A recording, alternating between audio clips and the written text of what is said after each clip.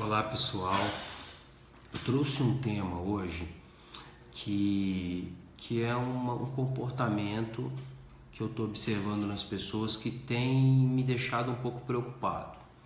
É o seguinte, os pacientes diabéticos, as crianças que estão com obesidade, os adultos que estão com obesidade, principalmente aquela obesidade abdominal, que tem muita gordura no tronco e as pernas mais finas, esses pacientes eles precisam melhorar a alimentação e tirar a alimentação mais alergênica para o intestino é uma alternativa bem interessante para esses pacientes.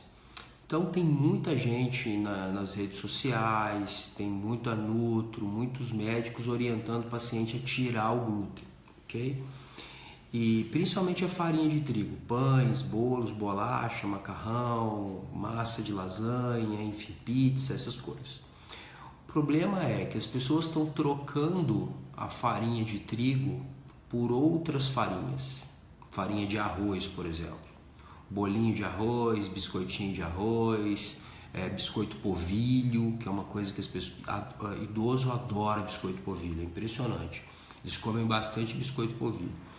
E isso não é uma alternativa saudável. Por que não é?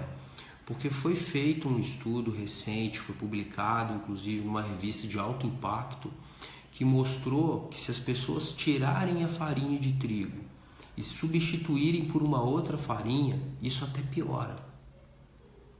Então, na verdade, a gente tem que trocar as farinhas e não a farinha de trigo em si. Eu já falei isso outras vezes aqui, eu estou trazendo esse assunto porque isso está sendo uma coisa muito repetitiva aqui no consultório. Então, quando a coisa está acontecendo aqui, é um pouco reflexo do que está acontecendo lá fora também, ok? Então, os pacientes, a gente precisa entender que a alimentação é uma estratégia muito interessante para curar o diabetes. Eu não aconselho ninguém a aceitar essa doença. Aceitar que essa doença não tem cura. Essa doença tem cura sim, se a gente começar um programa de exercício, começar a focar na alimentação, uma alimentação viva e saudável, tem cura sim.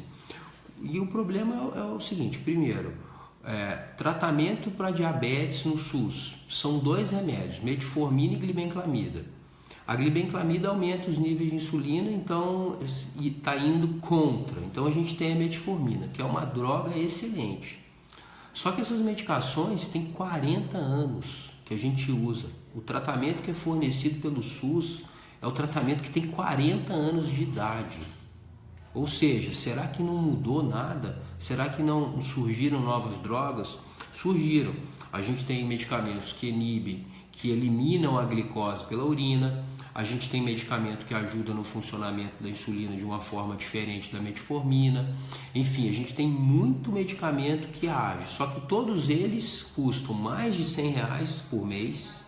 Então precisaria de usar 2 ou 3 aí. Então um tratamento top de linha para o diabetes, sem a gente usar o análogo do GLP-1, que também é um hormônio muito importante para o paciente que tem resistência à insulina, para ele vencer a resistência à insulina, fica em torno de quase R$400 por mês. Então, imagina a pessoa usar medicamentos para o diabetes até o final da vida. Então, eu não aconselho ninguém realmente a aceitar o diabetes. Então, a gente tem que olhar para a alimentação e tem que olhar para o exercício físico. Mas olhar assim, é aderir, né? Como eu falo, fazer bastante tempo, não é fazer 3 meses.